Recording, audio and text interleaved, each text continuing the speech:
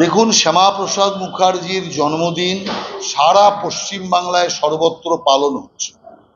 কারণ আমরা মনে করি যেভাবে ববি হাকিম প্রকাশ্যে বলছে যারা মুসলমান নয় তারা আল্লাহর কৃপা থেকে বঞ্চিত হচ্ছে, তাদের আল্লাহর কৃপার ব্যবস্থা করতে হবে, এই সেই ববি হাকিম যে মিনি পাকিস্তান করার কথা বলেছিল খিদিরপুর আর মেটিয়া ব্রুজকে।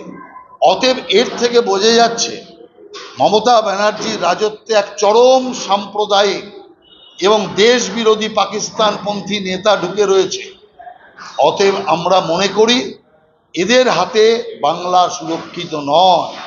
আবার বাংলা ভাগ হতে পারে, আবার বাংলা টুকরো হতে পারে, আবার বাংলা বিপন্ন হতে পারে।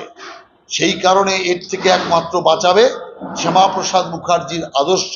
তাই শ্যামাপ্রসাদ মুখার্জির আদর্শকে ব্যাপকভাবে প্রচার করা আর তার আদর্শের দীক্ষা নিয়ে বাংলাকে রক্ষা করা, জাতীয় সংহতি এবং জাতীয়তাবোধকে রক্ষা করার কাজ বিজেপি কার্যকর্তারাই। তৃণমূল কংগ্রেস আর কিছু করতে পারুক আর না পারুক, সারা পশ্চিমবাংলার প্রত্যেকটা ব্লকে ব্লকে একটা করে শাহজাহান তৈরি করে দিয়েছে।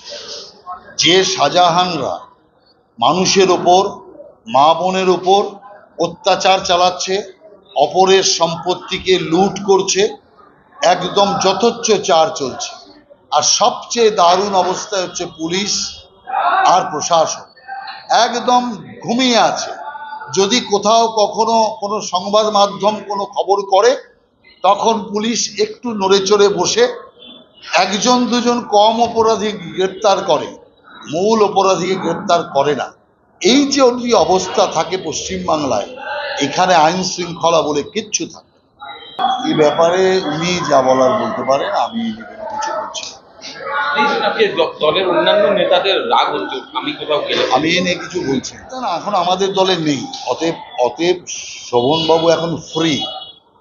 তিনি কোন দলে আছেন, কি করবেন, কোথায় যাবেন, কোনো দল করছেন কি করছেন না এই সম্পর্কে আমরা অবহিত নই। অতএব উনি যে কোনো জায়গায় যেতে পারে, ওটা দিদি ভাইয়ের ঝগড়া। দিদি ভাইয়ের ঝগড়া কখন লাগবে আর কখন মিটবে এটা তো আমরা বলতে পারবো না, এটা ওরাই বলতে পারবে। দিদি ভাই ঝগড়া হওয়ার পর বিজেপিতে এসেছিল, হ্যাঁ স্বাভাবিক তো, বলেই তো এসছিল।